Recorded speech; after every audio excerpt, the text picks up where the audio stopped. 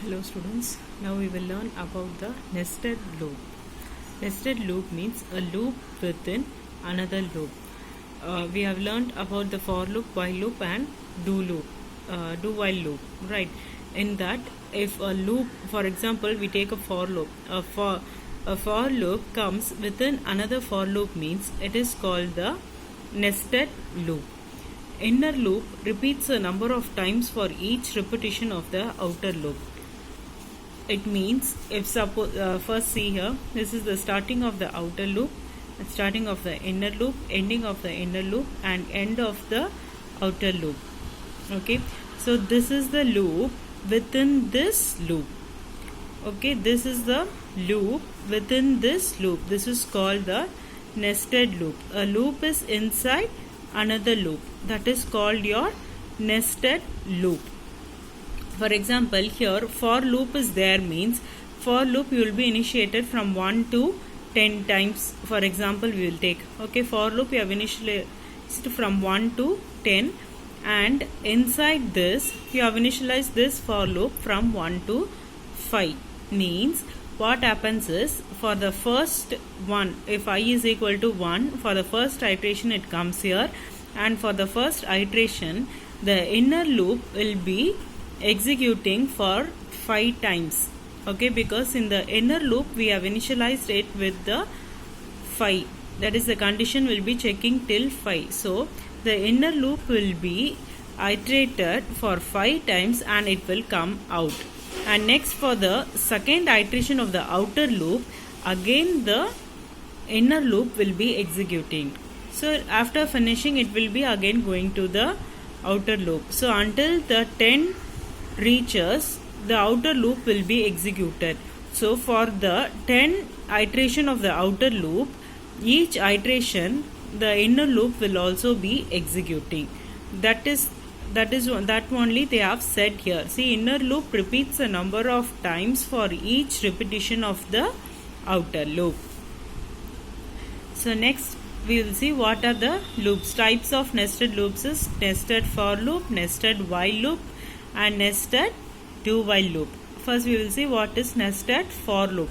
A for loop within another for loop is called your nested for loop.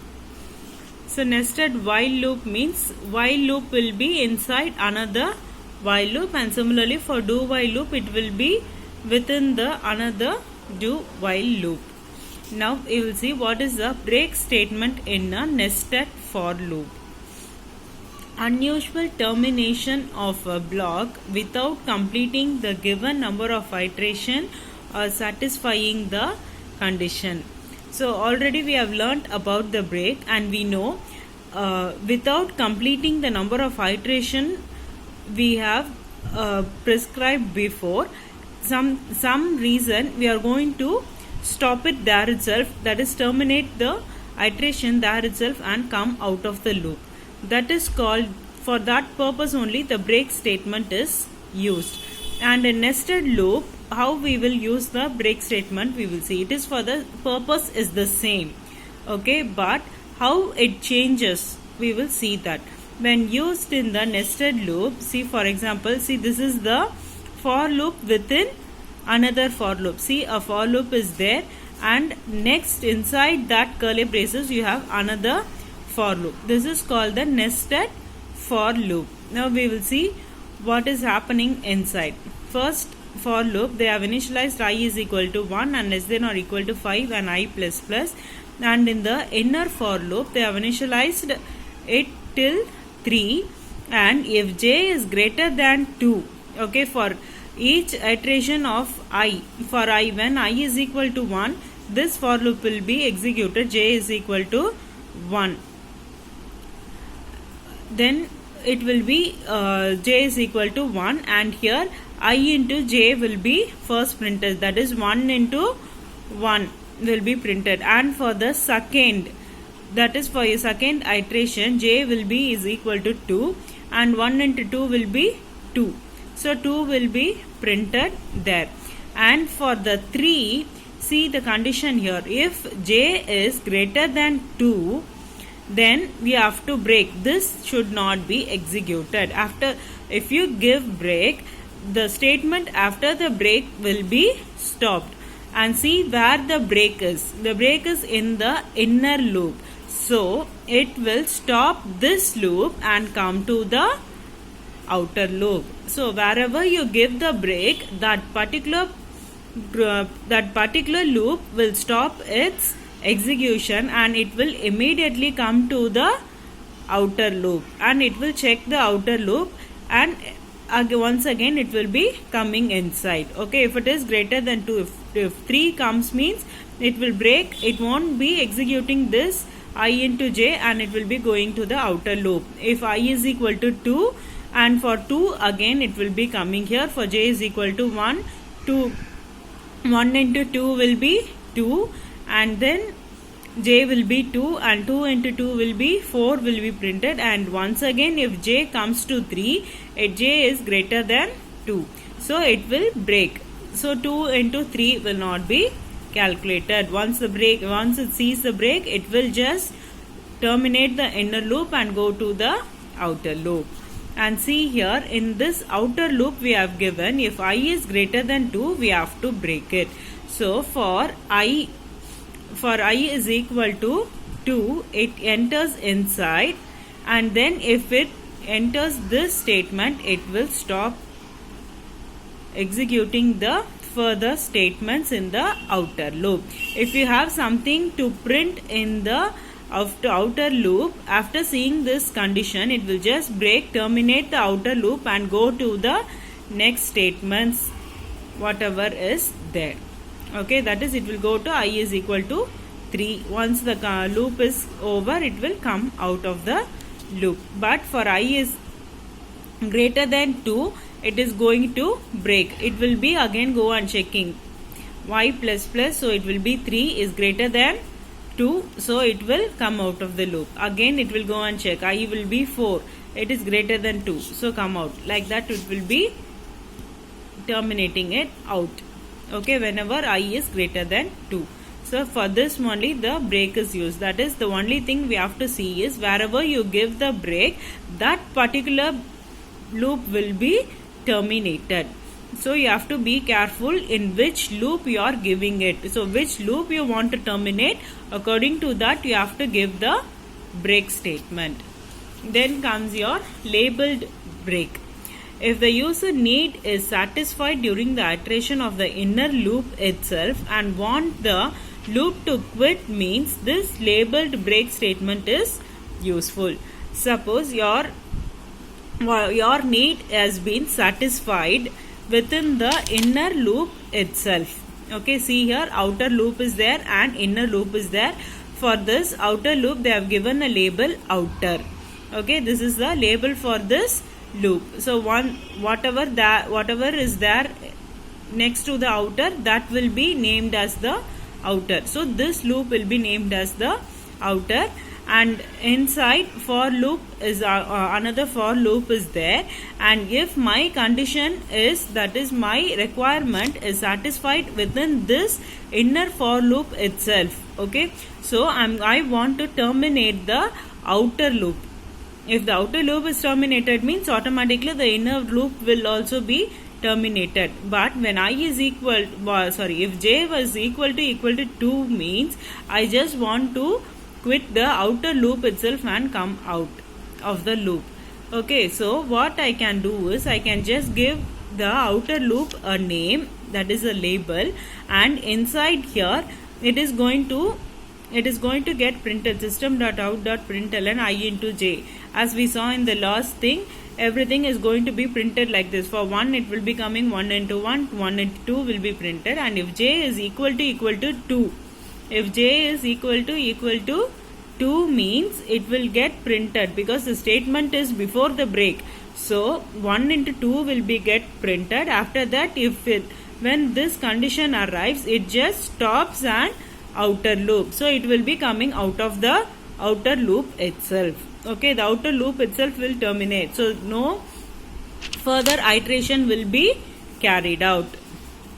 And this is used to exit the outer loop from the inner loop itself. because why we are giving this label is, if you give a break, just a break in the inner loop, this break will terminate the inner loop alone. But if you use this label, you can terminate the outer loop from inside the inner loop itself. So we do understand the difference between the labeled break and the normal break. A normal break will just terminate the loop to which you have given the break statement, but break with label, that is labeled break, will break the, that is terminate the loop which you are specifying with the label. And continue statement. Continue also, it is the same process as we saw before. Continue is used to stop the execution of the statements for particular condition. So depending on the condition, for that condition alone, that particular thing will be stopped. See here, for example, for loop, this is the outer loop. Condition, some condition you have to give and you use the continue. So for the other thing will be skipped. It won't be going to the inner loop. It will be skipped and going to the next iteration.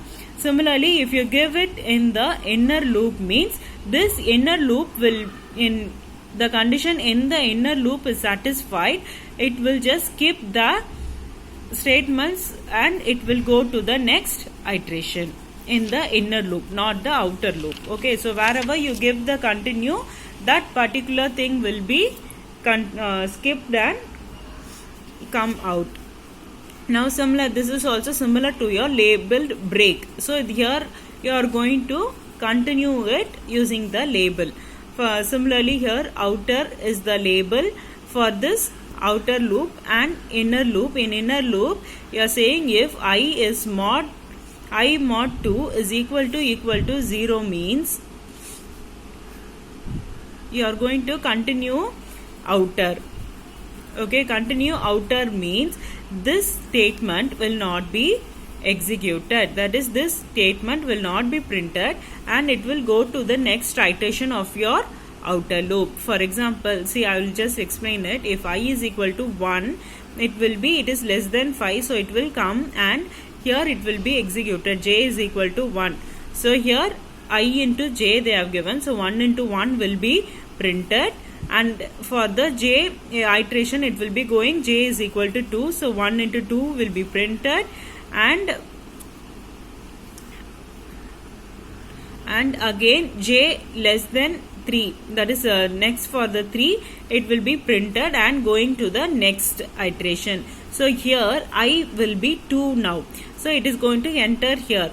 If j is equal to 1 is there, and as soon as it enters the inner loop, it is going to check if I mod 2 is equal to 2.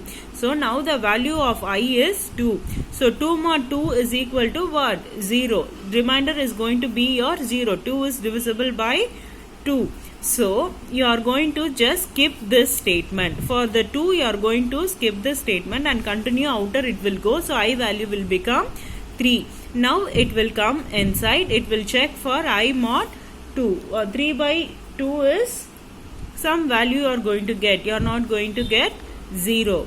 So some remainder will be there, right? 1 will be the remainder. So it is going to continue system.out.print. So value of j is 1. 1 into 3 is 3. Again j value will be increased. 2 into 3 is 6. Like that it will be printed. Again it will now, if it go to the outer loop, I will be 4. So again it is going, when it enters the inner loop, it is going to check I mod 2. That is 4 mod 2. Remainder is going to be 0, and for all the 4 tables it is not going to be printed. It is going to go to the next iteration of the outer loop. That's all your nested loops. I hope you understand. If you have any doubt in this, you can ping me.